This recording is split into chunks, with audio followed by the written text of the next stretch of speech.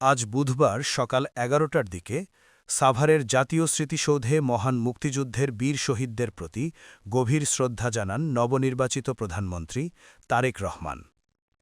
প্রথমে প্রধানমন্ত্রী হিসেবে তিনি একাই পুষ্পস্তবক অর্পণ করেন। এরপর মন্ত্রিসভার সদস্যদের সঙ্গে নিয়ে আবারও শ্রদ্ধা নিবেদন করেন শহীদদের স্মৃতির প্রতি।